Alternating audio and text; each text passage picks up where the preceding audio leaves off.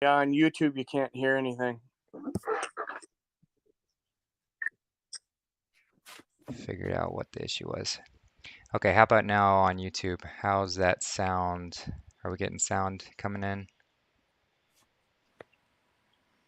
Can I get a mic check?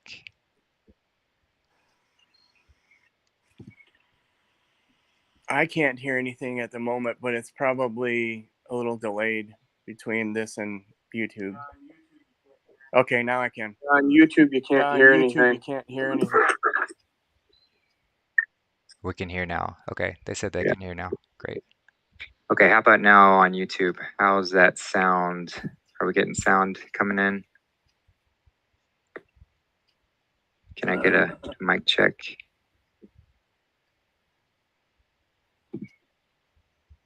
I can't hear anything at the moment, but it's probably a little delayed between this and YouTube. Finn, you're gonna need to mute the On video YouTube, on you can't YouTube. hear anything. I have to mute the Telegram thing.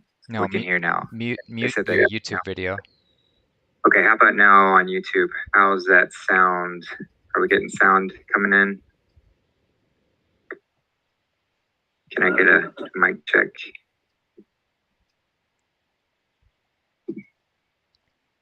I can't hear anything at the moment, but it's You're gonna need to probably mute a your little delayed between this and YouTube.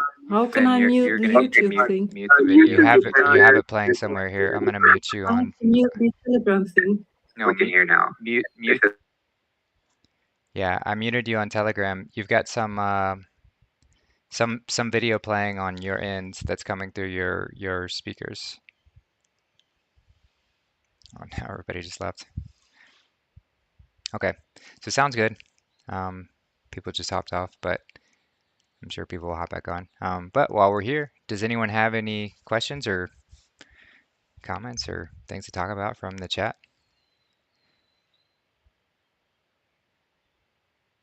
Did this kind of impromptu.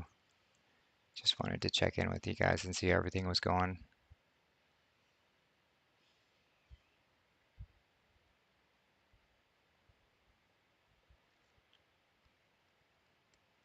Great. Sound is good. Yeah, William, the replay was coming in from Finn's mic, and she just hopped off.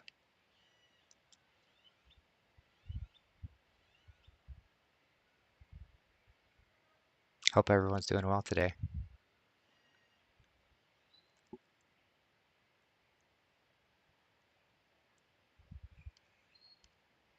Okay, Finn, I'm gonna unmute you, and hopefully that'll work. So now you can unmute yourself. Yeah, okay, so Perfect. now it's okay. Yeah, it should be okay now. I think you just had something in the background playing YouTube, and it was just coming through your speaker. Well, I went off YouTube now, so Great. maybe it's that. Perfect. Yeah, so did you have anything you wanted to talk about today, Finn? Well, I've been watching this wonderful series that this man called David Bez posted on Telegram in the family.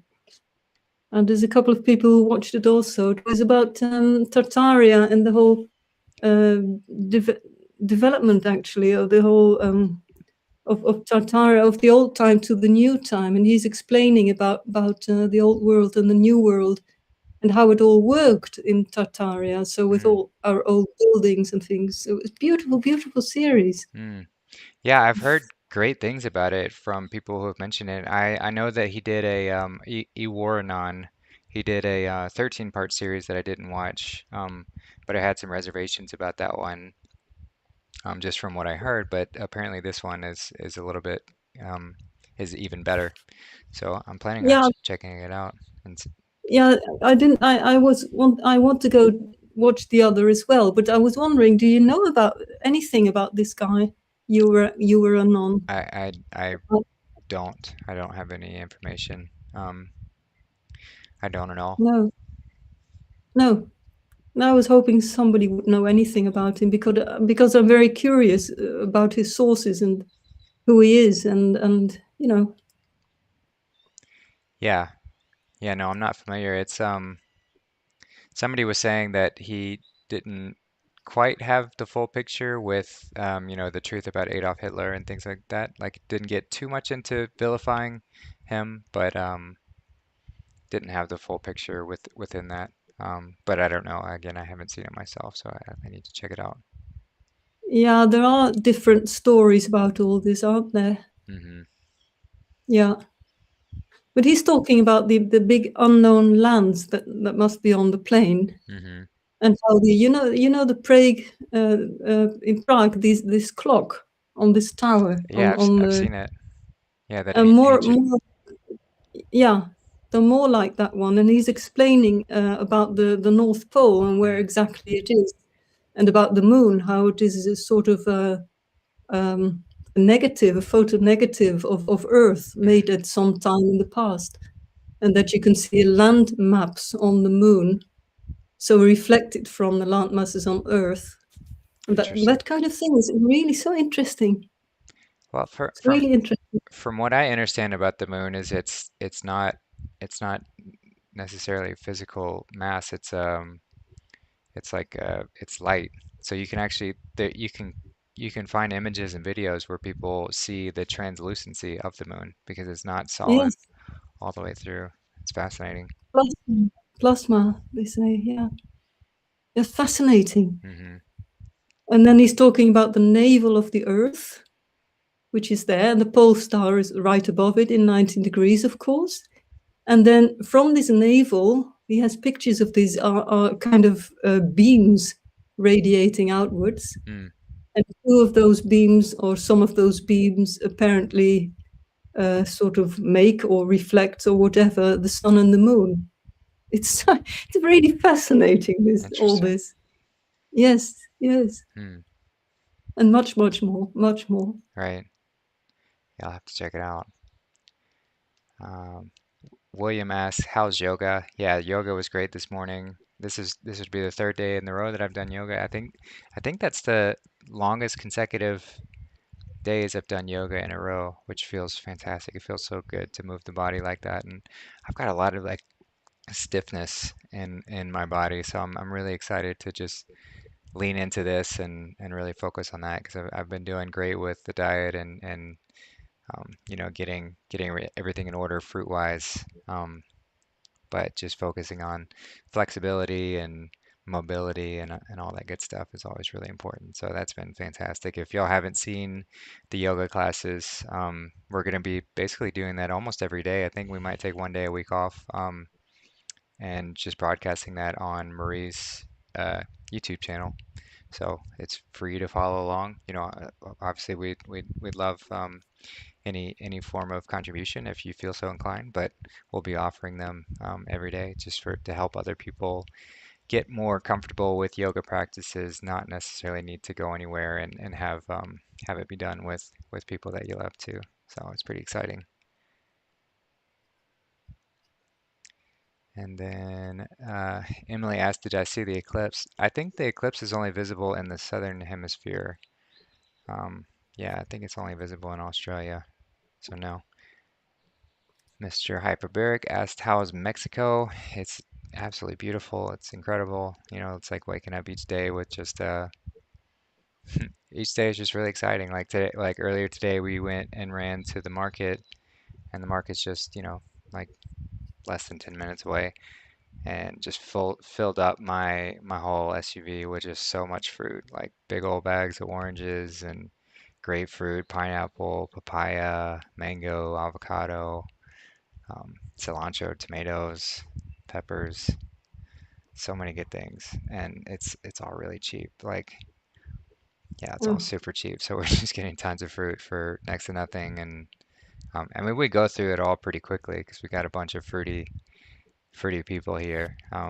But it's so delicious and yeah, it's amazing. It really is. And then not to mention we've got all of this fruit growing out back too. So we just go pick those daily. Like I can't get over these Chico Sapotes and how delicious they are. They're just these like brown sugar dessert.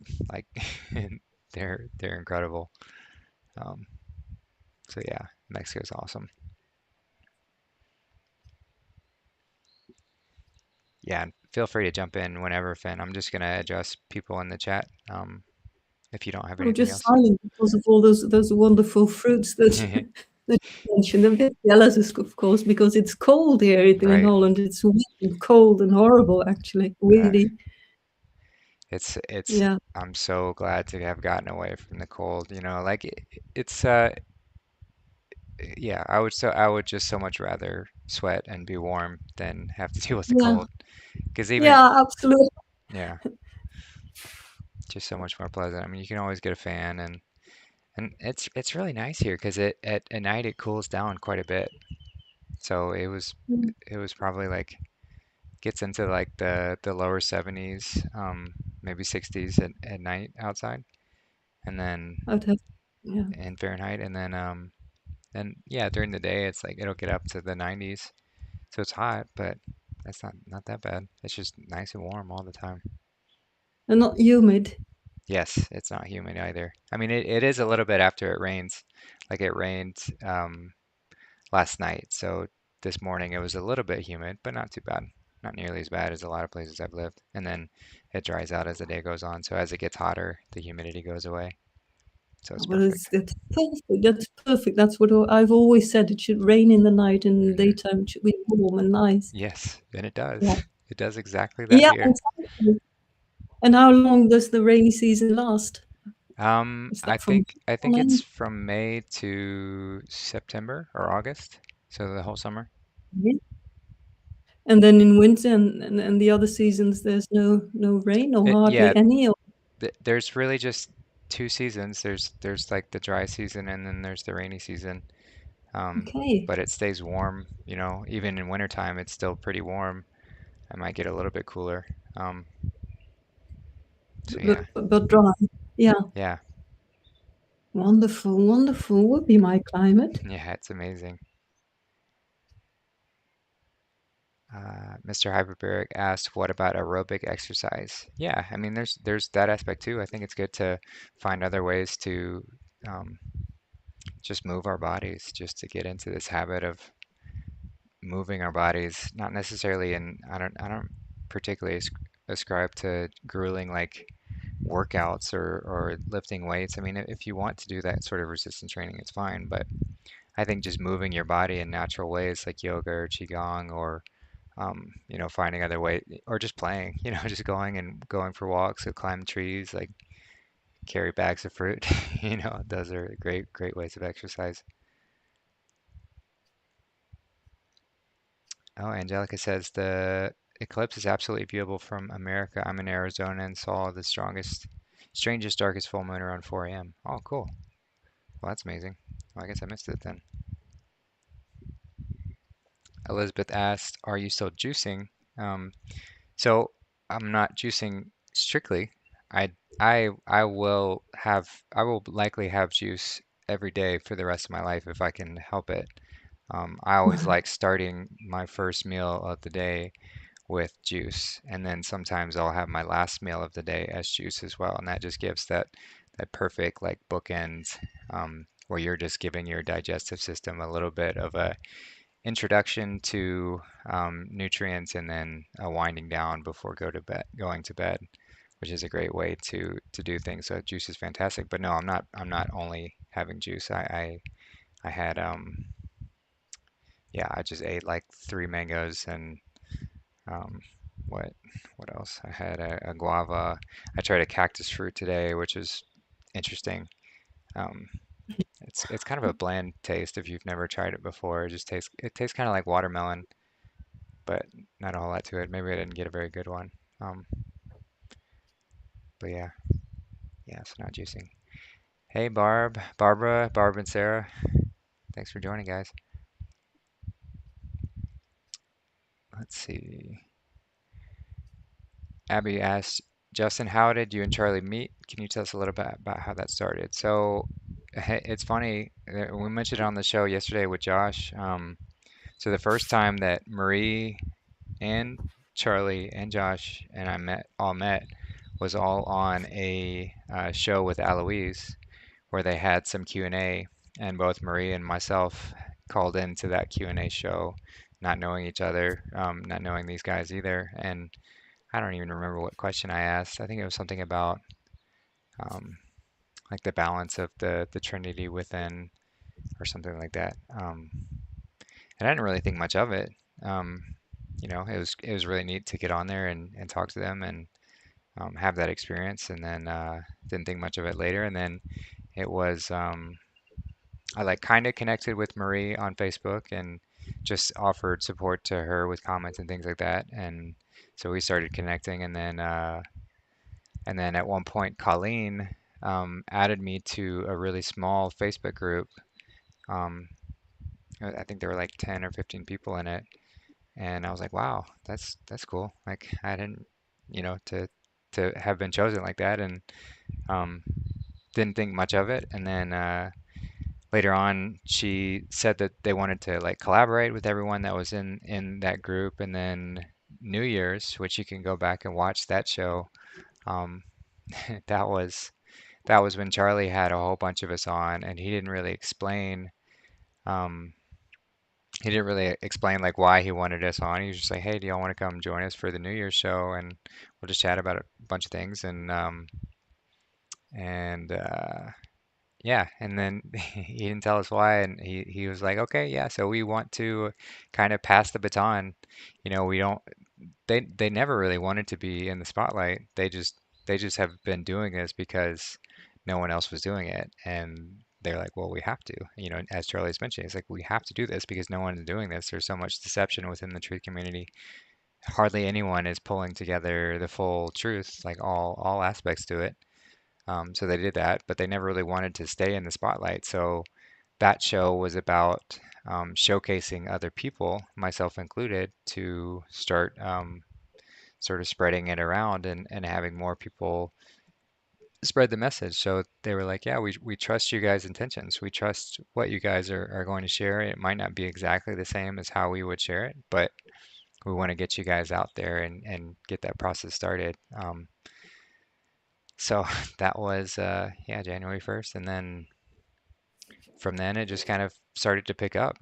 Charlie and I have a really good chemistry together. Like I think we complement each other really well. Like he's got this more long-winded, very detailed, very just like beautiful riffs where he'll just go on in just really powerful ways and explain so much.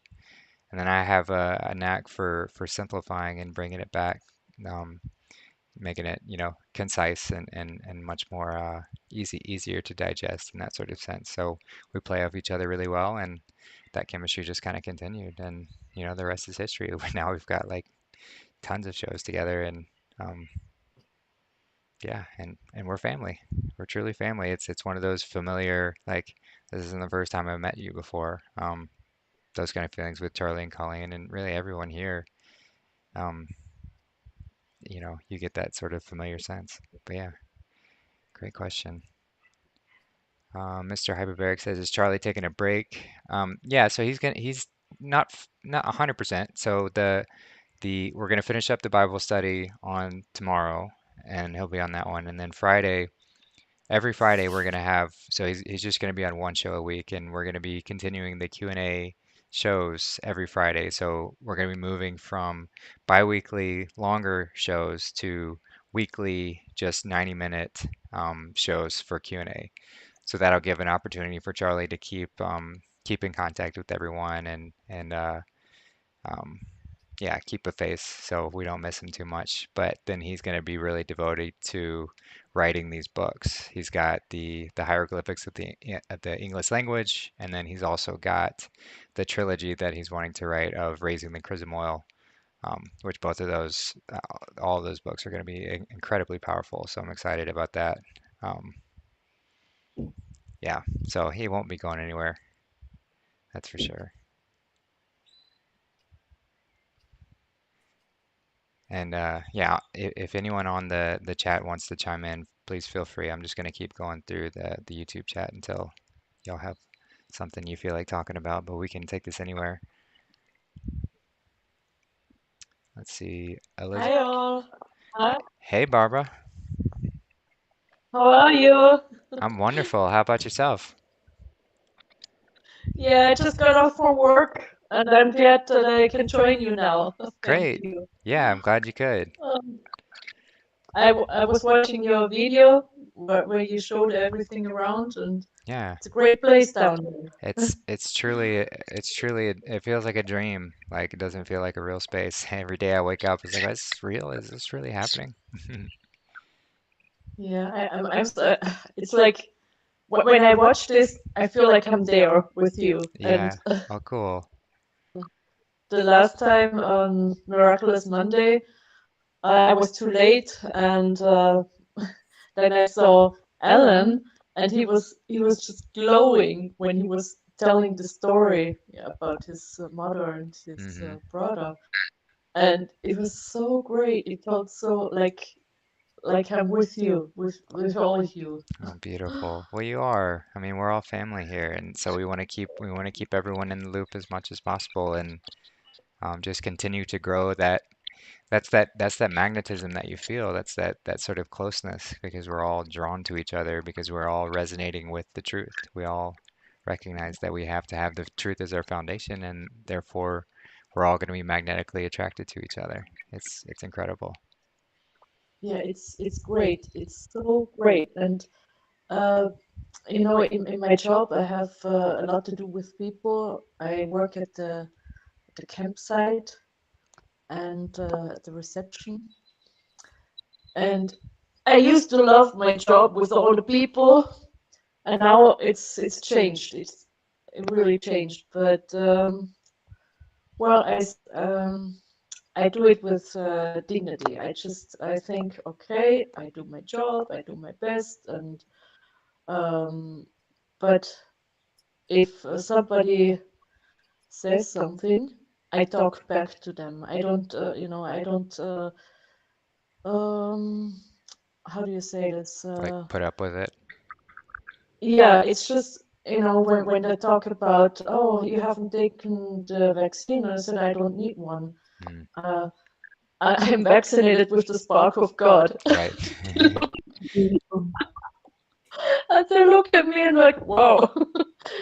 And yeah, so that's I think I'm the light tower there. Hmm. And well, I do my best with talking to people, and I'm so happy because my colleagues, uh, nobody from them gets the vaccine, so that's nice. Yeah, that is really nice. And we can hug each other because most people are so afraid to hug each other. Yeah, Mm, so that's good. yeah. And I had a good since I'm always trying to get in a higher vibration. I mean, I raise my vibration, be happy during the day, and something changed because my daughter wouldn't talk to me anymore because I'm different. I'm a stranger. But yesterday she called me and she said, "Can you help me?" And I said, "Sure." And I was there at her house like 1.5 hours, and we had so much fun because she sees that I'm happy and I'm happy the way I am, so she can participate from that, I think. So she was not upset anymore with me. Yeah. So yeah, but what I did, I said, okay, it's her life. She got the vaccine and it's her life. It's not mine. She can do what she wants, and I don't, it's my daughter. I can tell her what to do. She didn't listen to me, and well, if I go then and live someplace else, that's my life. And I'm thinking about in 2 years, I want to live someplace else because here in Austria it's cold, cold, cold. And when I experienced when I was in Thailand, I was only eating fruits and vegetables, and it was great. It was so great, a great feeling. And here it's cold, and yeah, sometimes I eat soup, vegetable soup and stuff like this. But that's just because I'm so cold, you know. Yeah, well, that's Yeah. just another reason why we're naturally supposed to get to warmer climates because we're not, especially when we get onto the more frugivore diet, we are we do get cold, and if we're in cold spaces, then it's hard to manage. But you can certainly warm the body by eating vegetables, root vegetables and things of that nature are going to be more warming. And the only reason that they are more warming, just to conceptualize it, is because they're harder to digest. And so when our body has to go through do more work to digest things, it's generating more heat, which Hmm. has that effect of warming us. But if our body is struggling more to digest things, it's also having to work harder, which ultimately is taking us away from that more alkaline, pure state. So it's just something to consider. I was wondering, maybe you can help me with why, or why are we born in the north, or why are we born in the cold? I don't understand, if you're supposed to live in the warm place, I don't understand. Yeah, well, it's Yeah. it's just been the deception that's been pushed since Babylon has sort of spread us all out.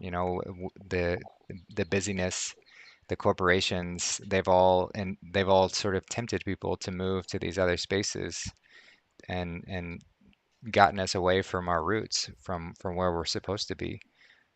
So it's been a Yeah. long process, but everything in organized society is designed to get us to be dependent on something outside of ourselves, to get us to be dependent Yeah. on the world around and get us away from ourselves, get us away from God.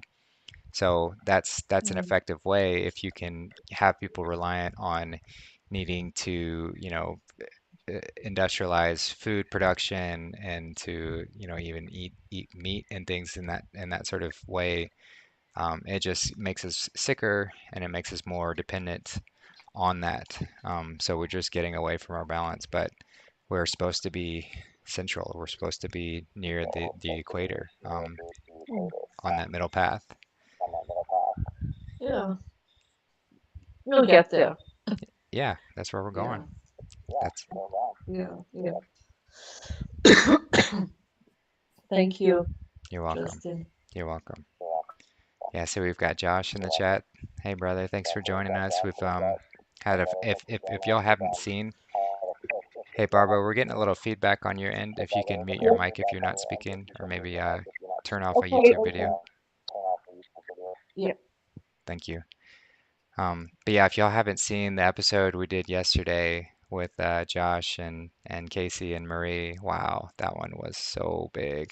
It was so good. So good. So much was covered, and Josh was just flowing. He was just flowing with so much good gnosis, so much good decoding. Really appreciate. Love you, brother, so much.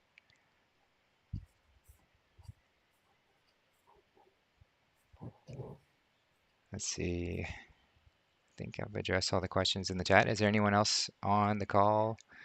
Um, Paulin, yeah. So just to address Paulin, your comments about um, juice.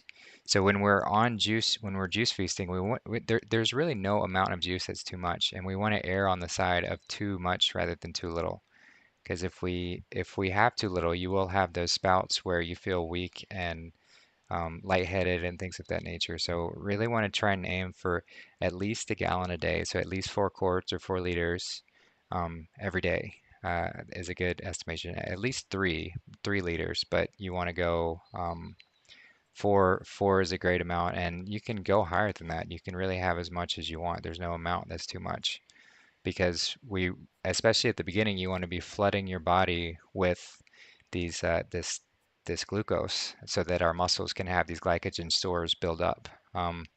And especially at the beginning, when we're in such a depleted state from eating a more conventional diet, we don't have that, we don't have those stores built up, so it gets to be, um, it can be very taxing. So just drink more. Yeah, just make a lot of juice. Indulge on the juice. Really drink until you're satiated. It gets kind of annoying because you pee a lot, but it's it's an amazing feeling, and when you do find that balance of energy level, it's truly like nothing else. I love the feeling I get when I'm on a juice feast because my body isn't having to spend hardly any effort to digest anything. There's no physical substance that's going through my system, and so it just has this, very high vibe state of being, and you really can, you feel like you can do anything. You feel like, yeah, a lot of people even complain or complain, but like note that they don't sleep nearly as much when they're on a juice feast because you don't need to.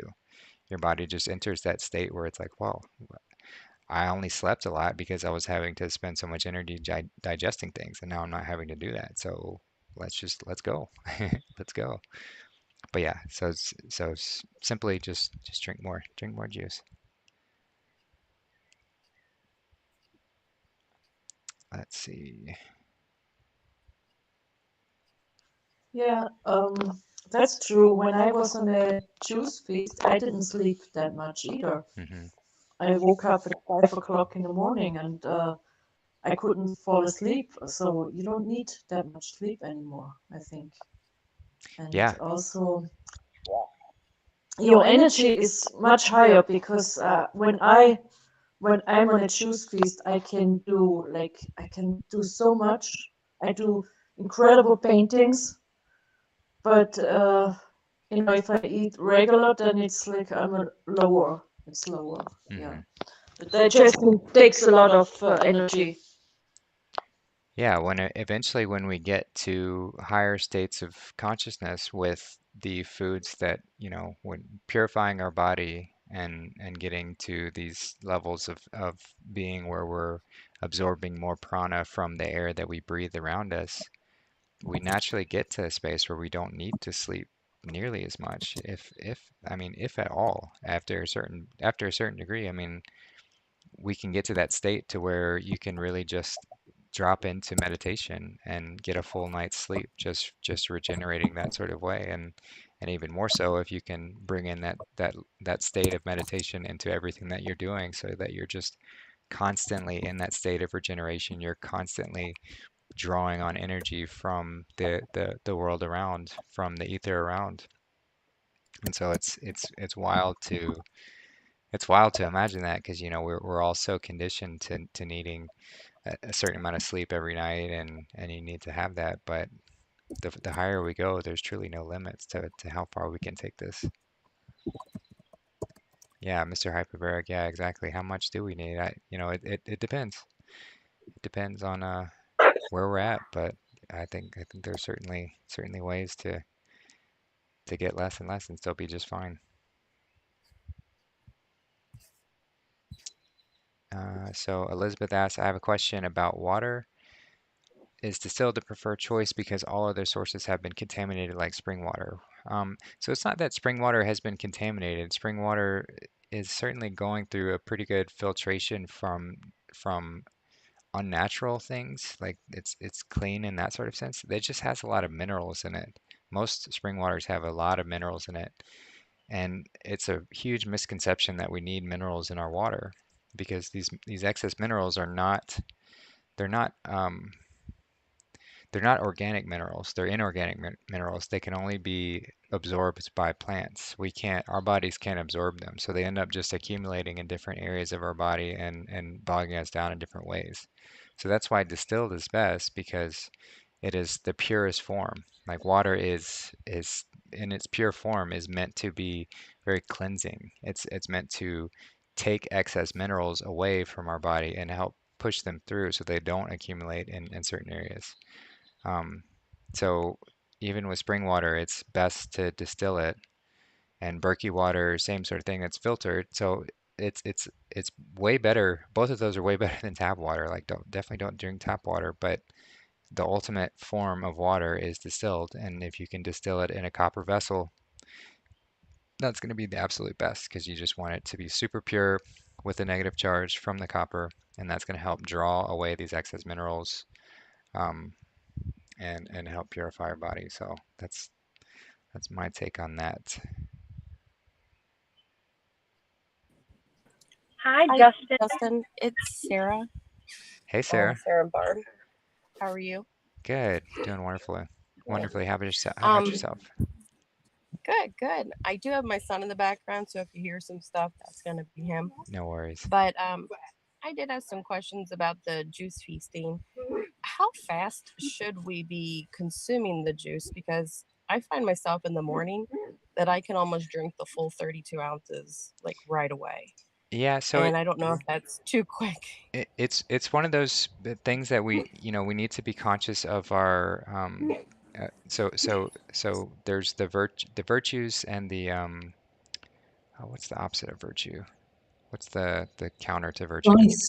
Yeah, The vices. vice. Yeah, the vices. So the vice, gluttony, is something to definitely notice and pay attention to, because when we indulge on things that quickly, we're not really appreciating each and every sip, and we're not appreciating each and every, and we do that with eating and stuff like too. So that would be just something I would caution to look at, is trying not to just really indulge in that.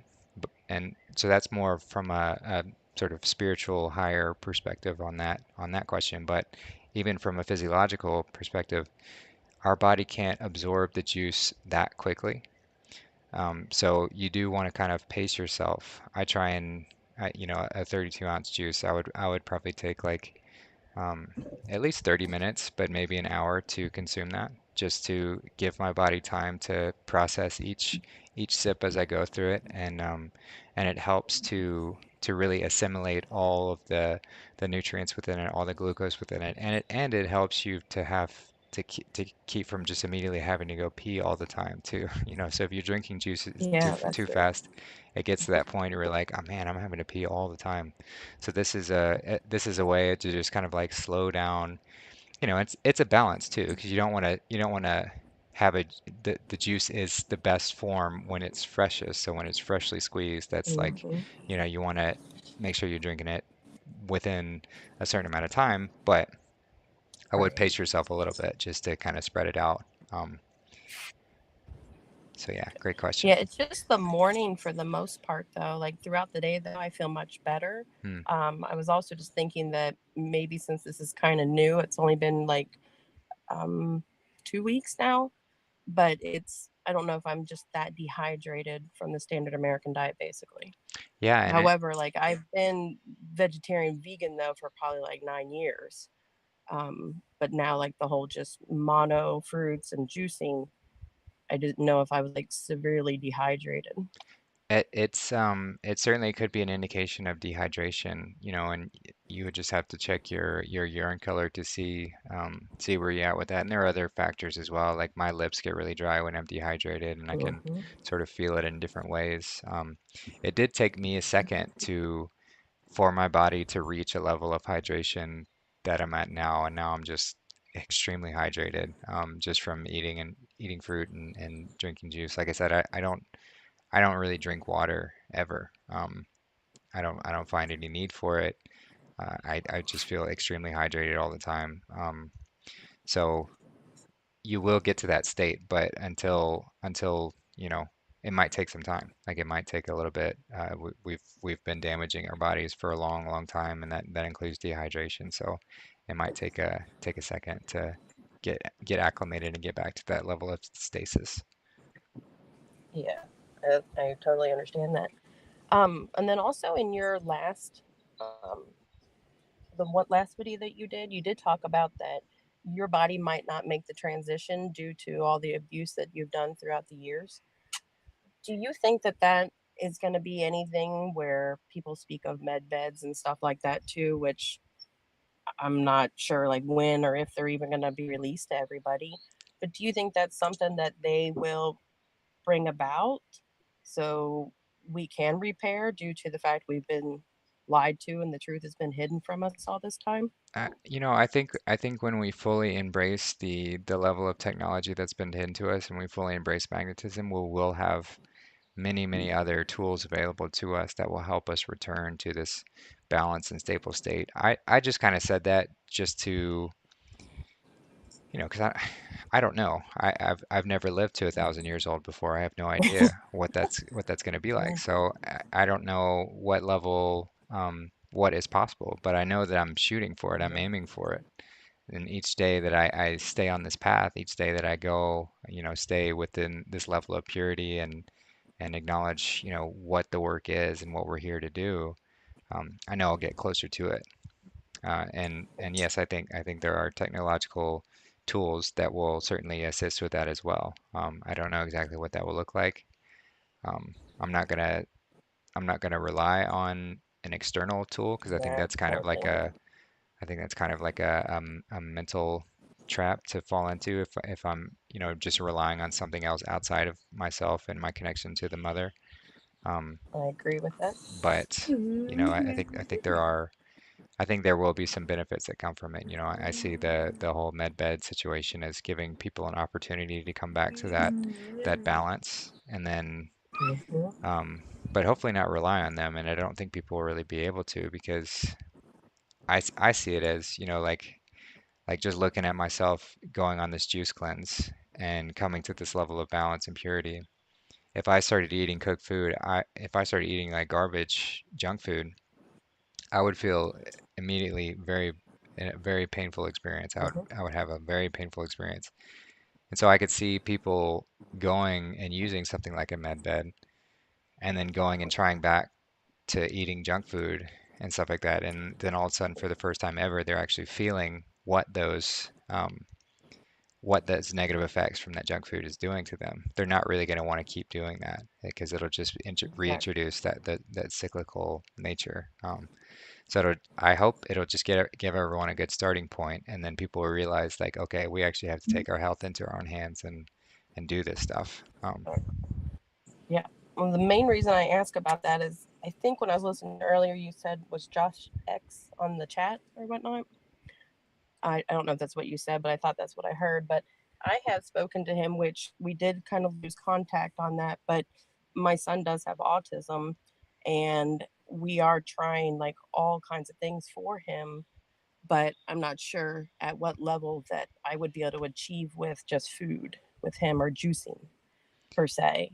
But I mean, we're definitely on this journey, and he's definitely from God. He's like our little angel. He's just helped us grow and change so much. But Mhm. we definitely want the best for him too. So Yeah, that's I mean, cool. I would if you're in wait, obviously you're in the chat, so you should connect with Victorija. I think it's how you say it, Victoria, or Eden. Mhm. Both Okay. of them are have a similar experience with their children and Okay. are exploring those avenues. But I don't see there being anything that can't be cured with Hmm. going in this way. And there are ways to accelerate it with, like, the juice is a way to accelerate it. But if you just get on all fruit, it's going to happen. It might take a few years, like it might take some time, but the Yeah, more that we stay on this path, the more we're going to clear it. Um, for sure. so yeah, Okay. truly anything's Great. possible. And there are ways to accelerate chelation or getting, because all Mhm. autism is just heavy metals accumulated in the brain. Um, Yeah. so one way to accelerate chelation is using cilantro and activated charcoal. So if you can make a juice, juice is best because you can concentrate it and get more in there, or you can just eat it as well. But if you eat or juice a big bunch of it, and you want to start kind of slow at first because it can introduce some pretty heavy detox at first. Mhm. But if you do that and then follow it maybe like 30 minutes later by drinking a glass of distilled water with some activated charcoal in it, and if you want to Mhm. add a bonus, squirt some lemon in there as well. That's a really really powerful detox. That's all natural, and it helps the cilantro helps to draw the heavy metals out of the cells, and the activated charcoal helps to um, capture it and pull it through. Okay. So that's a great way as well. We're definitely not to where he would take anything like that at this point, but we are definitely working on the orange juice to even pull him away from just his carb lifestyle and Hmm. bad carbs. And I don't even want to say it because I think everyone will scream. But we're definitely working That's on great. that. Yeah, I mean, So just every step you take in the right direction, just celebrate it and just know that it's doing wonderful things. And the further you for go, sure. the more that's Yes. possible. Yes. And thank you all so much for everything you all do too. Of As soon course. as I heard you're all speaking about anything, it was like coming home, like it was like the truth finally and everything. So we love listening to the shows and thank you all Beautiful. very much. Yeah, of course. Thank you for hopping on. I love you, All right. sister. Love you too. Take care. Bye bye. All right. Laura, I Hi, think, Justin. yeah. Hey, Yes. Laura. Hi. How's it going? Oh, beautifully, wonderfully, fantastically. Love that you've been sharing what's been going on there, and you've just been glowing every time I see you It's in hard not to. Mexico. It's hard not to. It's beautiful. And the show yesterday with Josh and with Casey and Marie was just mind blowing, one Right. thing after another. It was so enlightening, and I loved every minute of it. So thank you guys for that. Yeah, you're welcome. I want to go back and listen to it because we had some connection issues, so I missed a few good spurts. It's definitely worth another listen. I probably will too. On that line, I was curious if there was a way to get to Josh's recipe book without becoming a Patreon. I didn't know if there Yeah. was like Yeah, so a so jo website or Josh something. Josh is actually in the chat right now, but if you go back to that video in the show notes, you've got a link to his PayPal, and Okay. any amount that you send to his PayPal, he'll send the recipe book over to you. Oh, perfect. I'll Yeah, do that then. yeah. Great.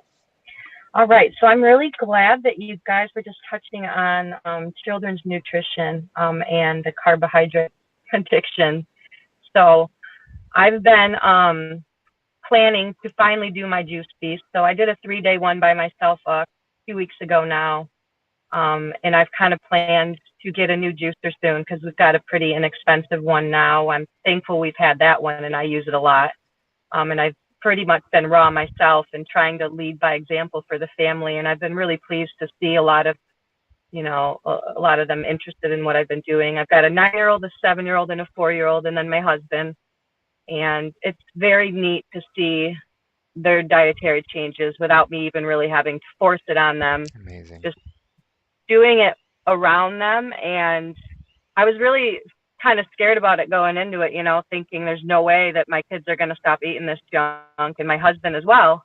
But he's pretty easy. He's like, just put something in front of me, he'll eat it kind of guy for the most part, and as long as it's fresh. So that's been really great. So I'm excited to start planning for this juice feast, and I'm trying to get my kids kind of more excited to maybe want to do it. And my daughter in particular, she's my 9-year-old.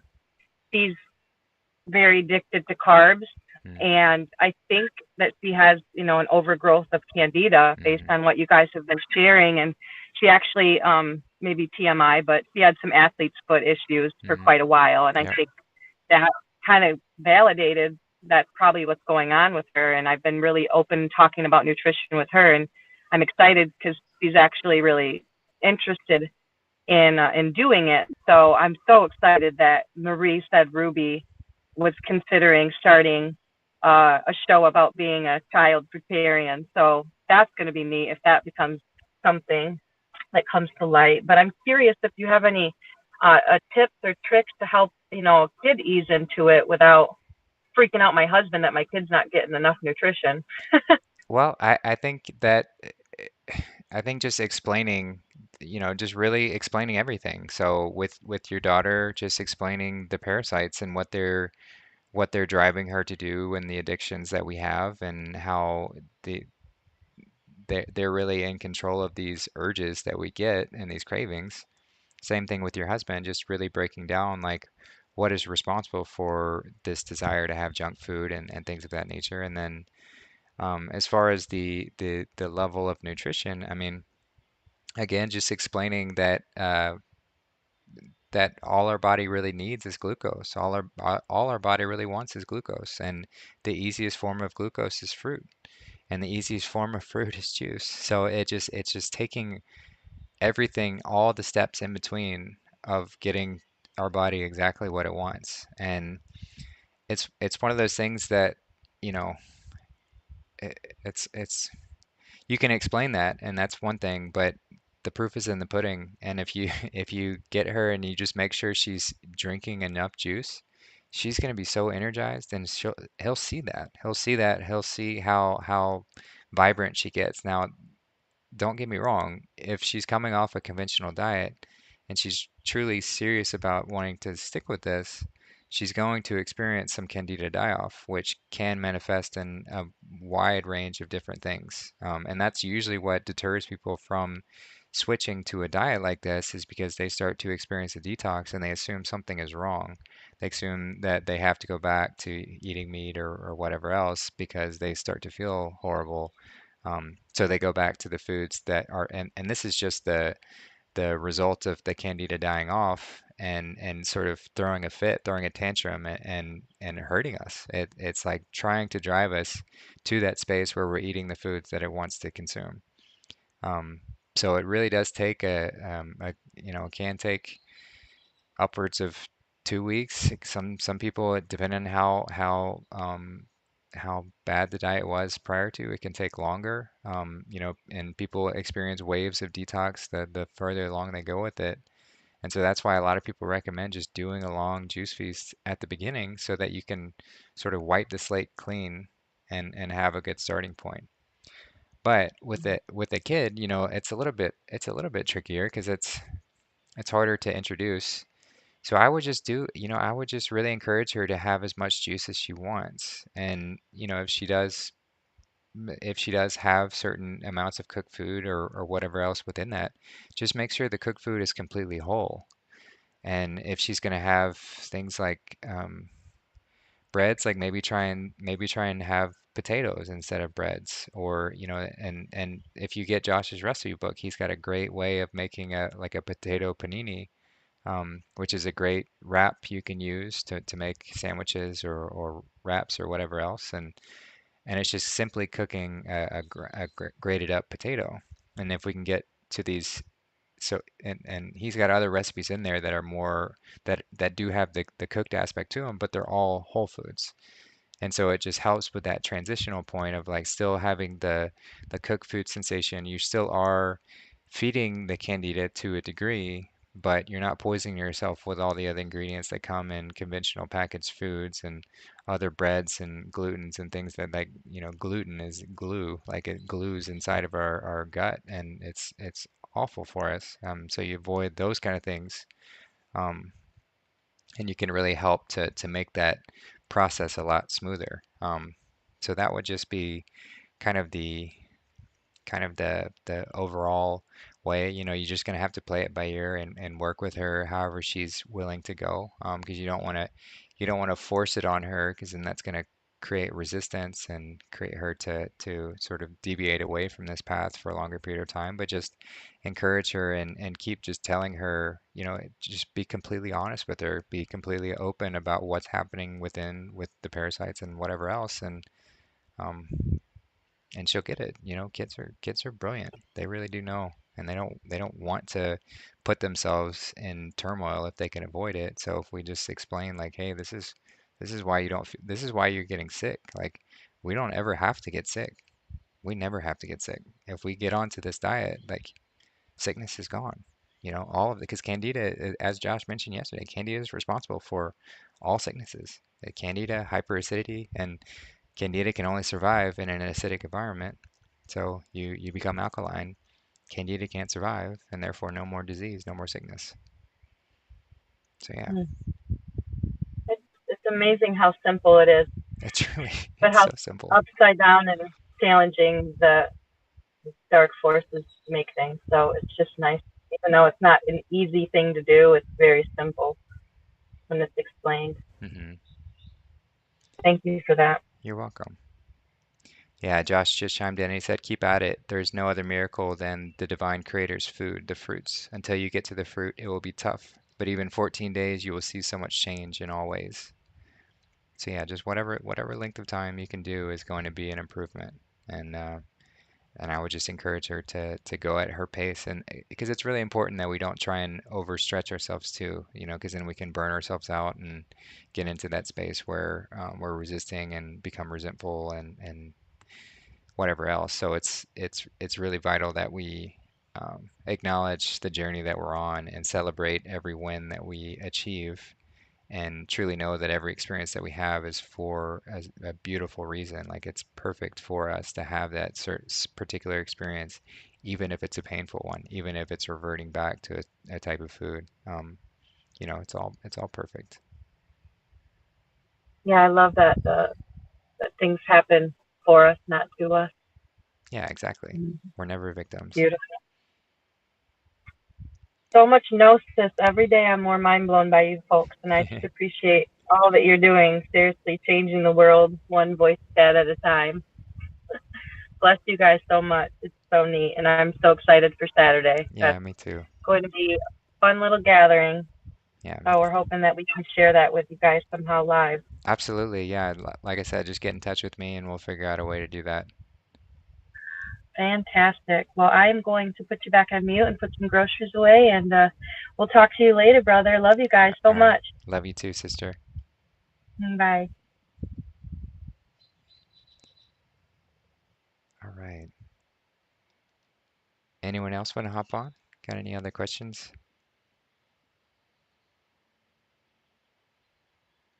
Yeah, just to reiterate, people are asking about Josh's recipe book. If you go to the show notes of the last show, in it there's a link to Josh's PayPal, and any amount of contribution that you send to his PayPal, he will email you a PDF copy of the book. So very, very simple, very easy to do.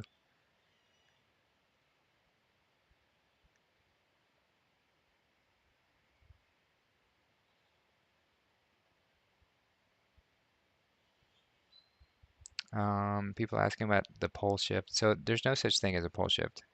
That is, and a lot of the sort of, you know, uh, solar flash, cataclysmic events, pole shifting. It's all just a lie. It's all fear-based, fear-based to trick us into, being reliant on that the world's going to end, and so therefore we're going to have to go underground Go or underground. Hey, Barbara, we're getting a lot of feedback on your end. If you could mute, thank you.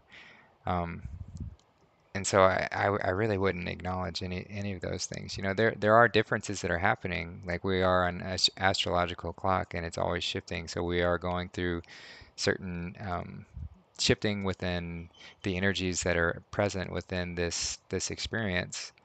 And as far as the sun changing colors, I haven't or like changing intensity. That's very possible. I don't know that for certain.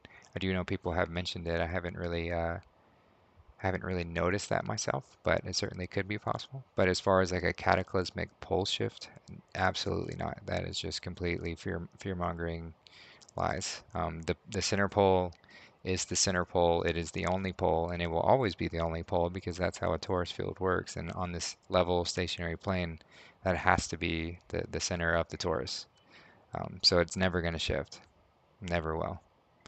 So just keep that in mind when you hear about these things, because it's usually tied to the lies about the fact that we need aliens to come save us on their spaceships and take us away, before the world blows up and whatever else, and which is just pushing the victim consciousness, is pushing this idea that we have to be saved, we're not worthy, and we can't take care of anything ourselves, and that this Earth is not protected, that we're a spinning, wobbling ball floating, you know, millions of miles an hour through space, and anything cataclysmic can happen at any moment. Instead of the truth, which is we're on a level stationary plane, protected by God's firmament, in a very enclosed system.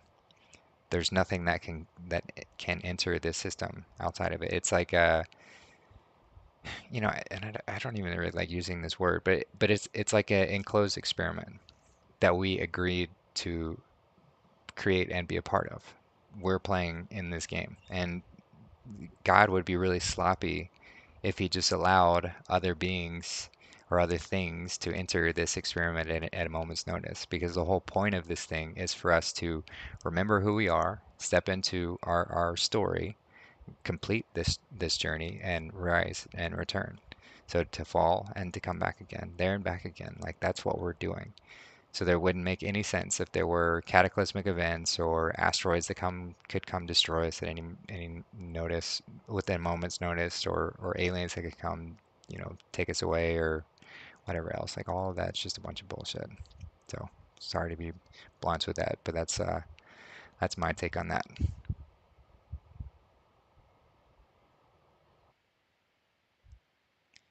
Um, Colleen, again, with Josh's cookbook, um, you can make, if you're on his Patreon, then you should be able to contact him, and I think he'll send it to you. Um, but if you don't want to join the Patreon, which is, it's a great way. I'm on the Patreon. It's a great, incredible source of wisdom on a regular basis. Um, but you can also just make a donation to his PayPal, and he'll send it to you.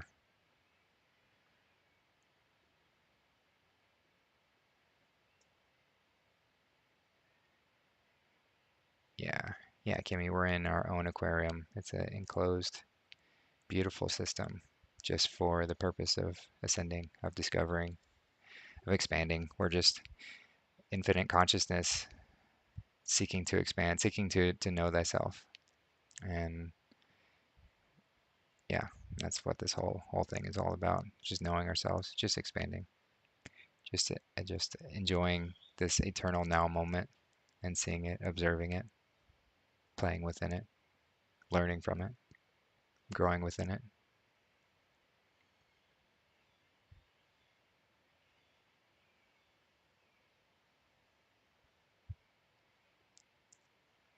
Yeah. Any other?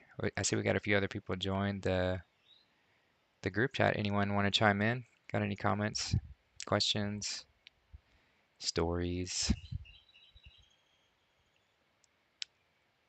Saren says, "Did Yeshua eat fish?" No, not physically. Um, that's an allegory. Fish is Pisces, which is wisdom. Um, it represents the end of the zodiac, or end of the yeah end of the 12. So it's the higher wisdom before you return to Aries. Um, but no, Jesus did not physically eat fish, nor is the story in the Bible necessarily physically 100% there. It's all allegorical. I think Yeshua was a real person that likely existed long before the 2,000 years or whatever nonsense they push about it, because these stories have been around for eons and eons and eons. And it's just a conglomeration of our story, the one true story, the story that we're supposed to embody and play, truly be. We're supposed to become Christed. We're supposed to say, hey, um, I acknowledge what I'm here to do, and I'm going to go on this full journey. I'm going to wrestle with my ego and step outside of it and recognize that the left-hand path is always going to lead me towards death, and the right-hand path always leads me towards life. And it's as simple as that. Paul Len said melons are not to be eaten with anything else. Yeah, so I mean, a lot of people recommend that. I know Dr. Morris recommends not eating melons with anything. I would just kind of, again, just feel it out yourself, and um, you can try eating melons with something else. Mono meals are always the best. The simplest forms of intake are going to be best for our body. So just having one fruit meal at a time, so sitting down and eating a whole melon or two would be a great meal. But if you want to try experimenting with mixing things and just seeing how you feel, that would be a great way to see what happens. We've really got to take ownership of our body and experimenting with it, um, because it's the only way we truly know. If we're just relying on information from external sources, then we're not truly stepping into that place of wisdom. So it's all an experiment.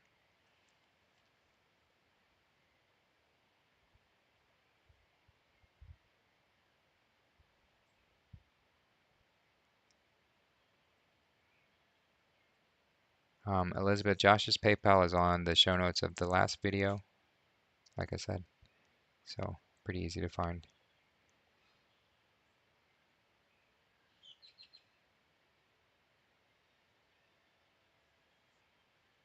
Mm. Anyone else got any? Oh, thanks, brother. Thanks, Josh. Yeah, this is my space. I love being here. That means a lot. That means a lot to hear, though. I really appreciate that. And thank you for all that you've done to help lead me here. I'm truly so blessed and honored to have gotten to this space. And yeah, I couldn't have done it. Couldn't have done it without that little that kick, that little nudge to, you know what, hey, let's fix this diet thing, and then everything else just flows. Truly is incredible. So thank you, brother. I appreciate you.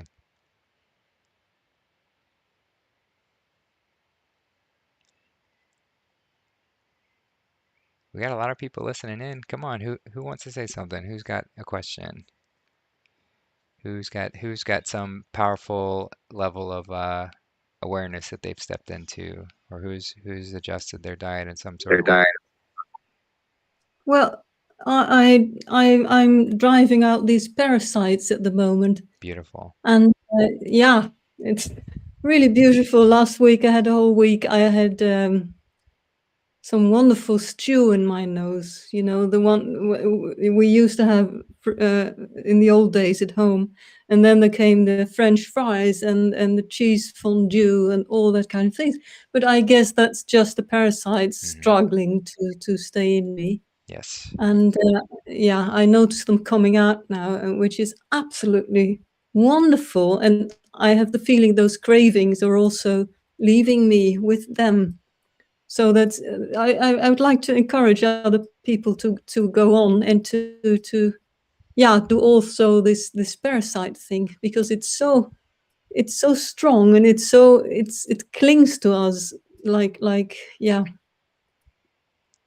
Yeah, I mean, it's, you know, I really like envisioning uh, my parasites as my internal cabal, because it's all micro to macro. Everything happening in the out there world is happening in the in here world.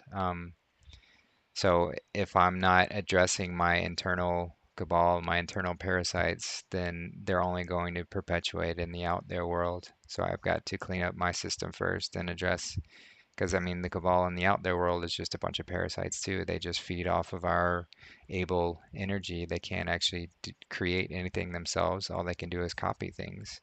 And it's the same way with the parasites internally. They can't survive on their own. They rely on us to do anything, but they try and enslave us and steer us. And so that's where these cravings come from, is just this trying to steer us back to this space where we are easily controlled and manipulated. And so that really helped kick my ass and say, like, you know what, I'm tired of these little bastards. Like, I'm not gonna deal with them anymore. Yeah, same here. Same here. And I guess I'm not drinking enough, because I'm drinking about 2 liters now, 2.5, which must be about half a gallon, I gather. And feel thirst. I do intermittent fasting as well, so I don't eat between 10 at night and 8 in the morning, 9 in the morning, 10 in the morning. So I guess I'll have to drink more in the daytime. Yeah, it's, you know, there's no amount of juice that's too much. So if anything, just up your juice amount. Yeah, I don't think it's a good idea to take a very good fruit juice from bottles, is it? Because it's pasteurized, of course.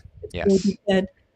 And the other thing is I don't have a car, so I have to go to the market twice a week with my big fietstassen, big bags. So it's quite a lot of work in that sense. So yeah, I know, and maybe I know in Amsterdam, I've seen videos of people going to stores where they have fresh pressed juice you can buy there. So maybe there are some machines where you can buy the fresh pressed juice in bottles and just buy a bunch of bottles of that. Yeah, I can have a look at that. Yes, it's usually more expensive, but anyway, well, that's only a few euros, so that should be okay. Right. Yeah, thanks for the tip. That's a good idea. Yeah, you're welcome. Yeah, there's a channel that you could check out, and anyone else interested, Nathan Von Dutch, um, and Nathan, Nathan Von Dutch is his channel, and it is thank you. he has a fantastic introduction to juice feasting on his channel. That's a three part playlist. Each one's an hour long, and he just goes through every single aspect of juice feasting and how to go about it successfully. Um, but that's where I saw that aspect with the orange juice because he did that on a pretty regular basis. Okay. And that's YouTube, I guess. Yes, Nathan Yeah. Von Dutch. Nathan Von. So he's he's a Dutchman also. Yeah. Exactly. Yeah. Thank you. You're welcome. Hey, Justin, Hey, this is Stacy. Stacy. Hey, Stacy. Hey, how do we go about, okay, when I'm meditating, I sit down, I start meditating, and then I've got my dogs barking, I've got birds in the back. I mean, got all these things going around me. And how do you push that out of your head? You know, because I mean, I try to stay focused, and it just sometimes I wander. Yeah, Is well, it just because I got to learn? it just takes practice, and I would say don't try and force it. You know, like if the noises are coming in and they're distracting, then just observe. Just observe the thoughts and where you get distracted, and just truly see it. And because when we try and force things, it's actually counterproductive. It doesn't help. It's trying to force things is a tricky way that our ego tries to manipulate us into trying to. You can't try to meditate. It's not something you try to do. It's just something you fall into. So yeah, I mean, the more noises we have around us, the more difficult it is to drop into that. And that's why in the Bible it talks about entering into that closet, because I mean, this is a metaphor for the cloister, but it's also physically can be used to find that quiet space to step into. But Oh, the more that you practice in noisy environments, the better you are going to be in general, because you've got an extra level of difficulty that you're stepping into. So if you can drop into that state of meditation even with the noises around you, then you're doing even better. So I would just say just stick with it and just enjoy. Just enjoy that space of being still. If you have thoughts come in, just let them come in and just look at okay. them. Just see them what they are, and don't try and judge the thoughts. Just observe. And the more that we can acknowledge that we are the observer, like I am not you are not those thoughts. Like truly understand that you are not those thoughts. That voice in your head is not you. You are the observer. You're the unobservable. You cannot be observed. So you are whatever that thing is, that consciousness that is observing those thoughts that are happening. And just really sitting within that is a powerful way to sort of find that stasis and in that moment and that stillness and silence. So it takes practice. It's not something that you even really have to do in a traditional like meditating stance, or sitting there in that quiet space. It's a state of being that we're trying to have as a layer for all everything that we do. So when we Mm. can walk and just operate in the state of being where I am in a meditative stance, where I am just truly present. I guess that's really the best way to describe it. It's just truly being present. So even with those noises that you're hearing, the birds chirping, whatever else, like you experience the entire present moment, which includes all of those noises, and you just observe Thank the you. entire moment for what it is. Oh, okay. That Yeah, sounds good. yeah. So Thank you very much. I you're doing appreciate it. great, sister. Just I mean, each step and just the intent to step in that direction is just so powerful. So you're doing wonderfully. Well, thank you. Well, You're so are welcome. you. I appreciate it. Okay. Yeah, You take care. you Thank you. too. Bye. Bye. Thank- All right. Um, Anyone else feel free to chime in. I'll go through and read through questions from the chat. Hey, Justin. Hey, Gary. Good to hear from you, brother. Yeah, it's been a while. I'm listening in quite frequently, but when I get a chance, I'd like to hop on. Yeah.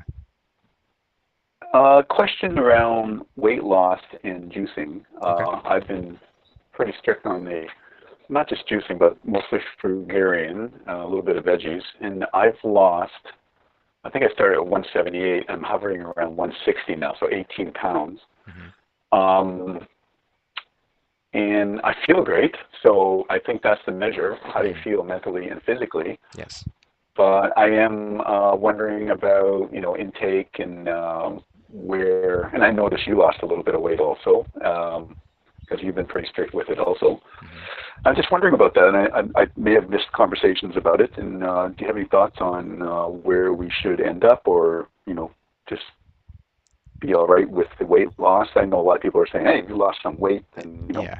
Well, you got to consider that organized society is accustomed to people having like meaty flesh and from consuming a lot of like proteins and things that are hard to assimilate. So they create a lot of water retention within our cells, which is not necessarily a healthy weight to carry on top of just the fat that accumulates from eating that sort of diet. So people's ideas on what people should look like is really, really quite distorted. So ultimately, I mean, simply just know that you're doing the right thing and your body is going to adjust exactly to where it wants to be.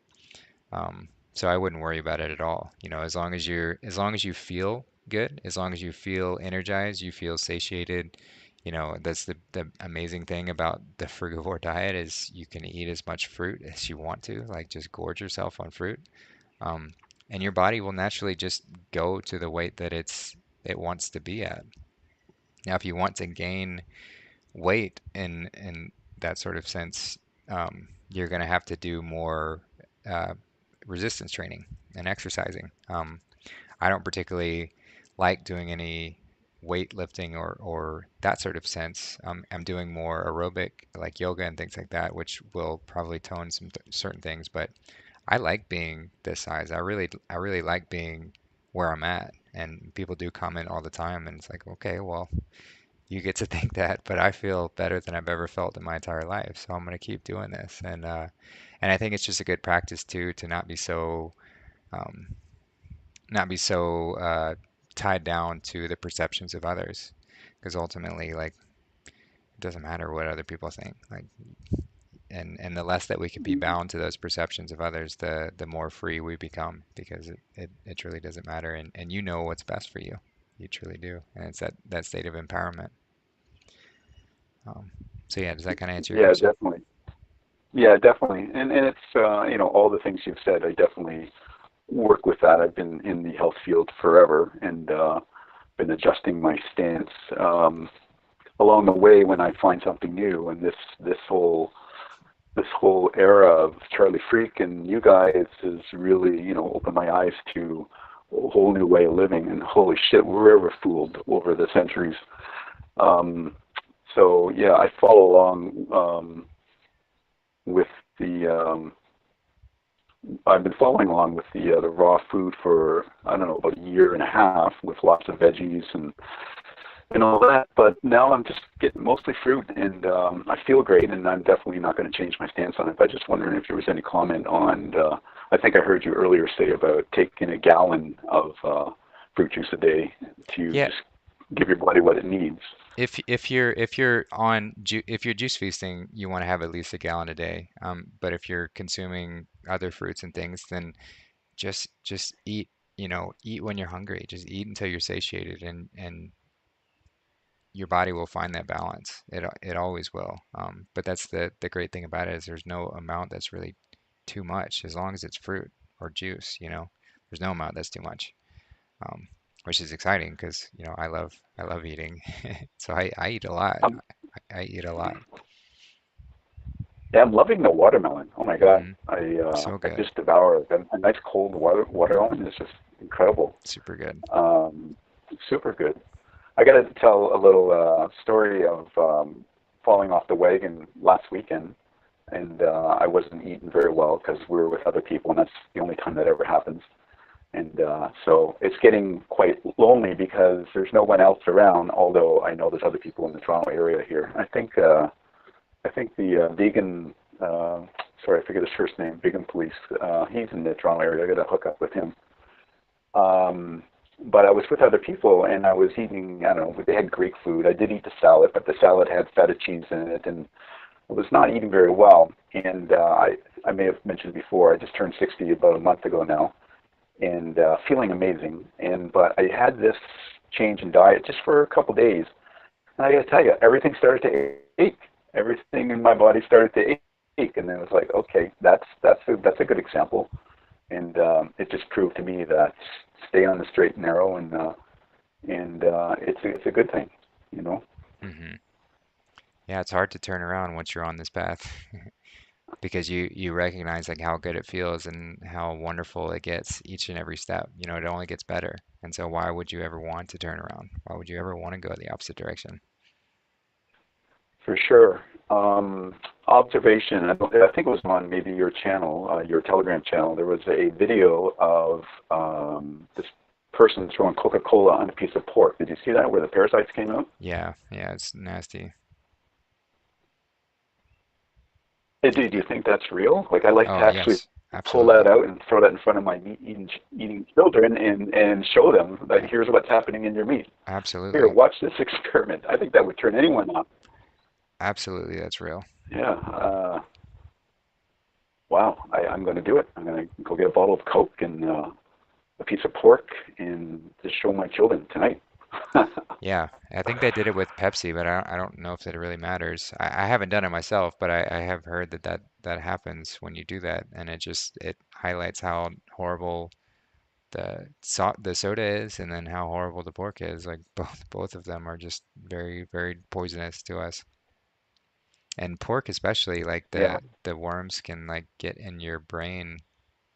Like that's why pork, like, of meats, pork is one of the worst ones to consume because it's just full of parasites. It's full of just disgusting.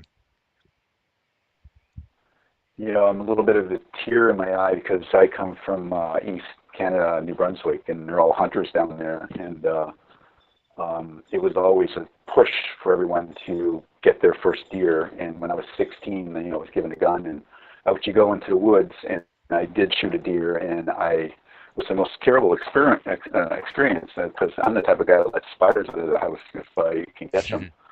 And you know, I've never killed anything knowingly since then. But just how we're brainwashed, how like the whole culture down there is all about that hunting season, and you know how much as I forget his name. He said, you know, everyone's a bum eater. Everyone wants to go and kill a moose or a deer, and yeah, it's how brainwashed we are. That's normal, and that's good, and that's healthy, and that's, you know, healthy game and all that. So it's and you know, I ate meat for a lot of years, and I tried to eat free range, and you know, thinking I'm doing myself justice. And there's another brainwash, right? It's just crazy. It is crazy. Yeah, it is very crazy. So yeah, thanks. I just wanted to hop in on there and Yeah, thanks, Gary. good, Appreciate you doing so. good morning.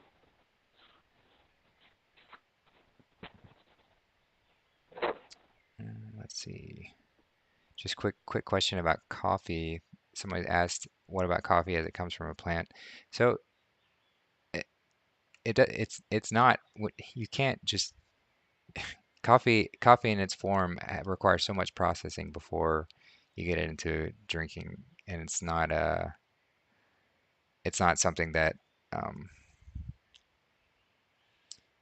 it's not like food that we consume, like if it's grown from the ground, needs to be able to just pull right off the plant to consume it. Otherwise, it requires processing, and coffee just in and of itself is extremely acidic. I mean, you don't have to, you can experiment with it, you know.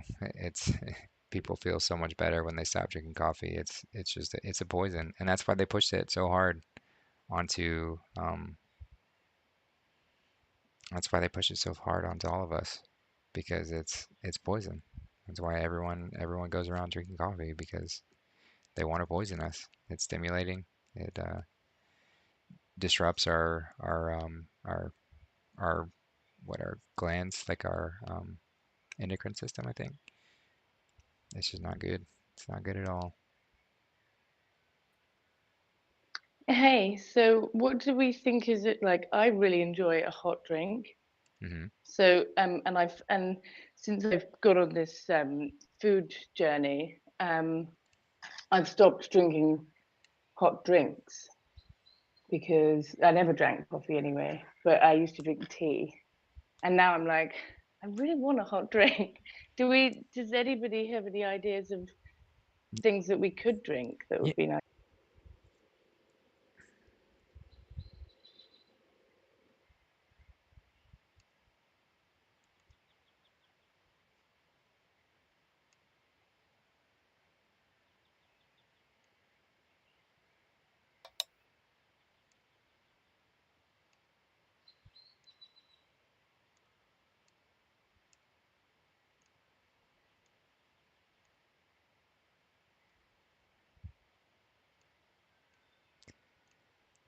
Hey guys, looks like it cut off again. So again, I don't know if it just had a time out to where it cuts off or if somebody actually ended it, but if there are any admins on here, if you leave the voice chat, do not end the chat. There's a box that you check. Don't check it. Do not check the box when you leave because that ends it for everyone else. So hopefully whoever was asking that question will hop back in. Hey, that was me. That Okay, was great. me asking that question. Oh, hey Sarah. Yeah. So what other hot drinks? Yes. So if you want to transitional from away from coffee, it's still, like a lot of people use chaga mushroom tea as a coffee replacement. It has a similar sort of stimulating effect, but it's much more mild and much healthier, much easier to process in the body. It's a stepping stone. I think ultimately it's still better not to drink that, but it's certainly a good stepping stone. And then yeah, herbal teas are fantastic to drink as a hot drink. There's a wide variety of herbal teas that are wonderful to use. So that's always an option. And then you can even just warm juice. If you really want just a hot drink, if as long as you when you're warming something, as long as you can still stick your finger in it and then not burn you, then you're not heating it up enough to where it's going to destroy the nutrients within it. So those are options. Well, I know Josh would recommend heating up orange juice, warming it to where it's that kind of warm consistency, and you could put like ginger or something else in it to give it a different twang to it. But those are ways to drink the warm drinks. So I hope that kind of helps. Oh wow, I'd never thought of warming up orange juice. I bet that's delicious. Hmm. I can't wait to try that now. Yeah, yeah. So that's a great way to do it. Because caffeine is bad, isn't it? I used to Caffeine. enjoy chai tea, Yeah, but caffeine. You yeah, th- it's you can yeah. find you can find recipes for making chai tea that are not that are caffeine free and raw. I've seen a few going around. So if you just look up like raw chai tea, you might be able to find it No. to where or like caffeine free. But yes, caffeine is a stimulant. It is very acidic. It is not good for us to consume at all. It yeah, disrupts a lot of things. Yeah, perfect. Thank you, Justin. You're welcome. Yeah, Emily suggests carob powder in hot water is what she drinks for a nice hot drink. So yeah, that's a great option because carob is like a similar to cocoa, but it has a similar flavor, but it's a fruit and it doesn't have any stimulants in it, so no caffeine. So if you can get some good carob powder and mix that in with some hot water, it's kind of like a chocolatey um, warm drink too. So that'd be a good idea. Good suggestion, guys. Yeah, that's great. It's funny actually. When I was little, we lived in Spain and we had carob trees, and now I come back to think about it. I think my mum used to do that for us with it. So that's just come back in. That's amazing. Yep. Yeah. Yeah, Summer Rees asked, what's not good with chaga? Just wondering. I mean, I'd have to look into it more myself. I just know that it is stimulating, and any form of stimulation is ultimately not good for our body. So compared to coffee, it's like a million times better, but just in the holistic full spectrum, I avoid it just because I don't want any sort of artificial forms of stimulation, because any sort of stimulation is just sort of it's causing acidity within the body, just by its nature. And I still have my vices with stimulating things too. Like I still do enjoy um, chilies, like chili powders and spices and things like that, which are ultimately stimulating. But it's all a spectrum. It's all like, where do you want to go? How high do you want to get?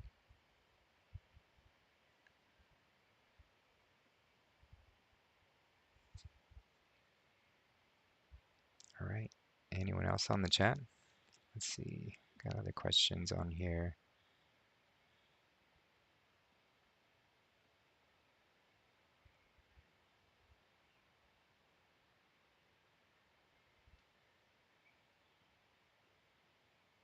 Colleen asks, is lecithin in plants unhealthy?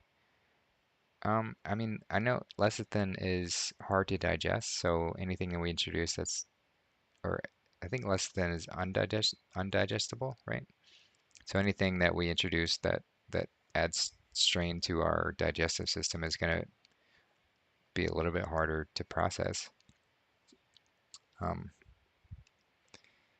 so it's not the best thing to consume, but I wouldn't worry about it too much as long as you're eating fruit.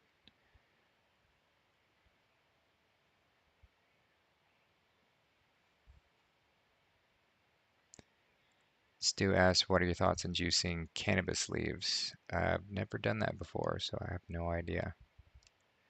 No idea on that one. Marianne, hey Marianne, are there any fruit skins that should not be eaten or juiced? I mean,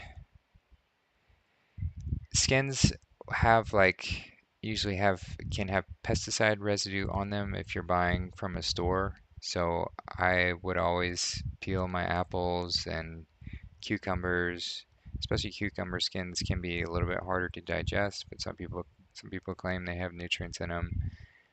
It's hard to say, like I wouldn't go about eating pineapple skin, because that would seem like it would mess you up pretty good. Nor would I eat uh, cantaloupe skin. It seems like it would be pretty hard to digest and a lot of toil. But kiwi I do eat. They're too much of a pain to peel, so I just wash those really well with like baking soda solution, and I do eat those whole. So it just depends. I don't really know. I don't have a good all answer on that. I think just kind of got to go with your gut, go with what feels right.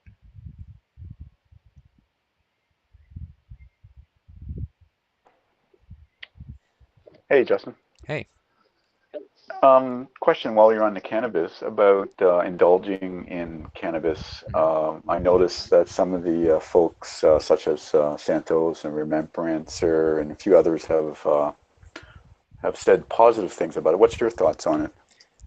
I think it's one of the, Uh, it's one of those things that like it can get us to a certain level, like it's helpful.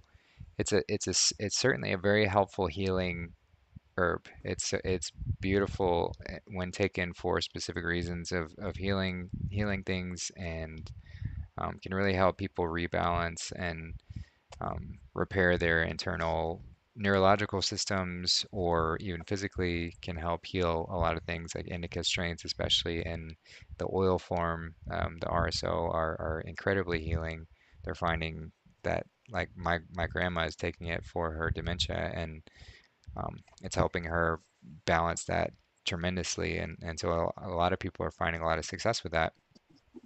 And then so there's that aspect to it, and then I think there's also the sort of spiritual, mental benefits that you can get from it as well, of just kind of like activating certain things and inspiring certain thoughts and getting to other higher levels of contemplation.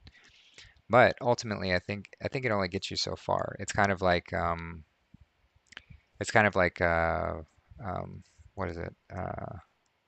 Like psychoactive, other psychoactive plant medicines and things of that nature. Like they can reveal to you and help you kind of like see an aspect of what's true within this reality. But if you use them as a crutch, they'll ultimately be a limit. So that's where I see cannabis as well. Is it's um it's something, it I don't think there's anything wrong with it, but it's like how high do you want to go? Literally, like, and if we're relying on something like that to get us high, then we're not really acknowledging our own abilities to go to those higher levels of awareness. And so we're just going to stay at that space where it takes us to. It becomes a limitation. Um, so personally, I enjoy cannabis from time to time. It used to be a much more regular thing. Now it's something, maybe a couple times a month at the most, maybe even less than that. Um, I'll enjoy it. It's more of a social thing if I do partake. But I haven't really felt that same pull that I used to feel from it because it just doesn't seem to have that same drive, clarity just from cleaning up my body otherwise. And so ultimately, and I think as Charlie mentions it, it's referenced in the Bible, the sweet cannabism as an incense, not necessarily to be consumed via the conventional smoking methods. So I kind of take that as, like if you are going to take it, just recognize like what you're using it for. And is this to numb out and escape and use it as a crutch to get away from the world around you? That's probably not the right thing to use it for. But if you're using it for some level of activation, to inspire something or to heal something, and using it in moderation, then that's much better. So I hope that kind of gave a good summary of how I feel about it. Yeah, thanks for that. Definitely, when I do indulge, a lot of creativity happens and a lot of thoughts, expansive thoughts and whatnot. But I got to tell you, being on this clean diet, uh, the the euphoria that I'm feeling from that is way outdoes the any cannabis high. Right? Yeah, and that's the A thing. naturally high seems the way to go. Yeah, you don't feel that. At least I haven't. I don't feel that urge as much anymore. It's like I can achieve all of that without the cannabis. And so I thank it for what it showed and demonstrated to me for what is possible. But ultimately, I want to just be in that state of bliss at all times, just always be high, but in the best sort of balanced, clear kind of way.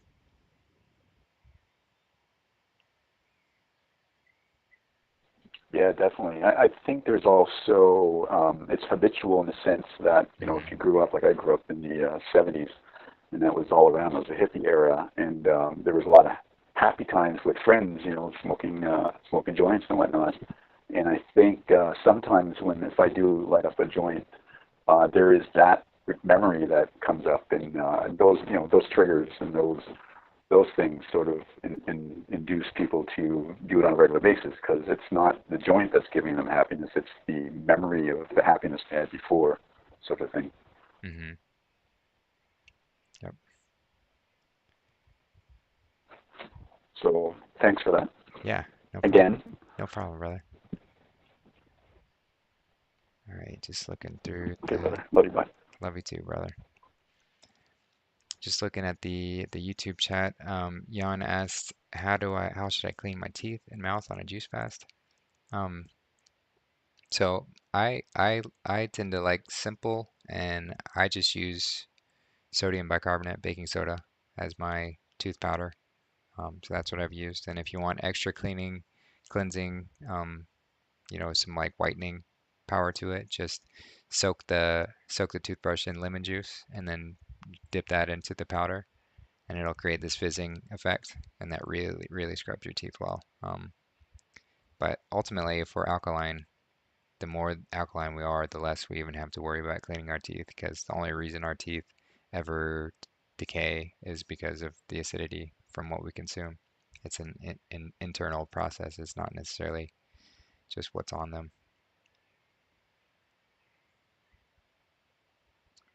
Blackberry Semen Retention says, "What is your intake about living forever on Earth, or one day we might leave the dome?" So I feel this whole experiment of what we're here to do is to fully step into our fully actualized self, to become Christed, and then to embody the Bodhisattva and to remain as long as we feel necessary. Because there are aspects of this physical reality that are interesting to just put it simply. Like it's fascinating to be here. And so if we can embody our fully actualized self and walk in that space, to truly marry heaven and earth, then we get to stay here as long as we want to. So it just becomes a choice. Death becomes a choice at that point, to where you're just like, okay, I'm going to experience everything that I want to. And then when I'm tired of that experience, if I've completed this whole process, then we get to choose to move on. And I have no idea what that looks like. But I'm sure there are higher levels of consciousness that we can step into. But we're playing this game right now, so we'll just keep playing this game as long as we want to. And it's either going around the wheel of samsara, where you're not you're kind of experiencing pain, you're experiencing that death cycle on a regular basis, and you're not truly getting it, or you can step into this true path, the path that Jesus laid, the path that the one true story that we're supposed to follow, and embody it, and then it becomes a lot easier. It becomes just effortless, and we get to activate all of our other abilities and start levitating and being telepathic and all that other cool stuff. So yeah, that's my thought there. Abby said she has to get a COVID test to travel. There are ways you can find fake versions of those tests. So I would encourage some research and finding a way to fake it, because fuck that shit. I'm not letting you shove some experimental stuff up my nose.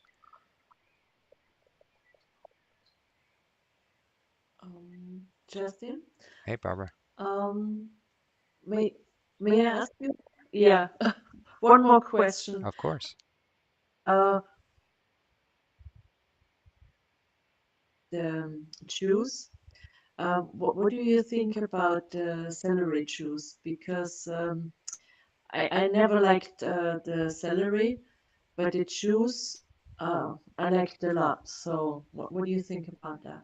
Um, I thought so, and someone asked earlier about medical medium.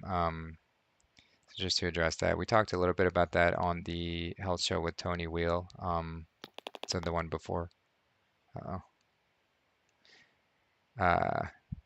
So with celery juice and medical medium pushing that, I I don't feel that celery juice is really good to consume in large quantities. I feel like it's an herb, and it has specific properties that can be helpful for certain things. But it's not something that we should consume on a regular basis. Just talking with people who have done that, depends on what diet you're coming from. Like if you're coming from a shitty diet and you go to celery juice, of course you're going to feel better because you're consuming better things. But if you're going from juicing fruits and then you start just juicing celery, I think you would notice a decline in how you felt. And I've heard people having that experience too. I've never done that myself.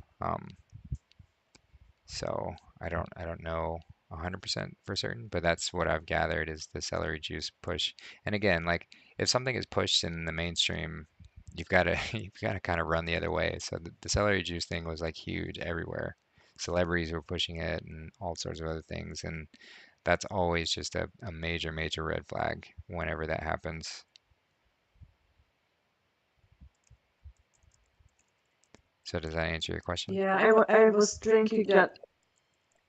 Yeah, I was drinking that last year, a year ago. So I I didn't know about this, that it's like a hype, but then I found out about it. And like you said, you have to tell me Right. the other way. Yeah. Thank you so much, Justin. You're And I'm welcome. gonna go to listen to the show from yesterday. Thank you. Great. Love you, I love you brother. too. Thank you. Love you too, Bye-bye. sister. Take care. Yeah, and I'm just responding to Fairman in America about can fruit fix your teeth?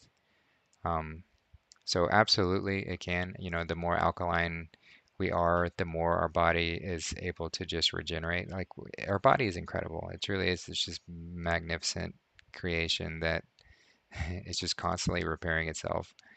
And so if we're in an alkaline state, it can absolutely repair teeth. Teeth, however, are going to take longer to heal. And so it's going to take, you know, r- it depends on so many different factors as far as how long that's going to take. Um, really possible. I mean, I've heard of people even growing new sets of teeth, just being in this way of being, or I haven't done that myself, so I can't speak from experience. But I do feel like this is the cure all for anything and everything. If we just get our bodies into a pure state of being, nothing can stop us. Nothing can stop us.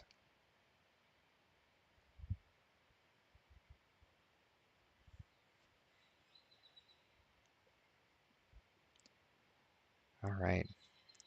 We're coming on in about 2 hours, and my connection's getting a little weird. So, does anyone have any last kind of questions before I sign off for today?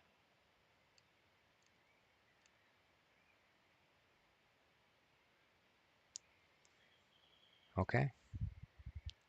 If that's Bye it, and thank you. yeah, you're welcome, Sarah. Thanks for hopping on.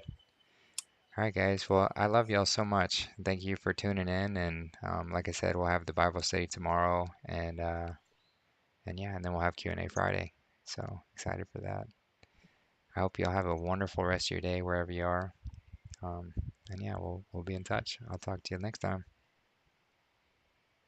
Okay, thank you very much.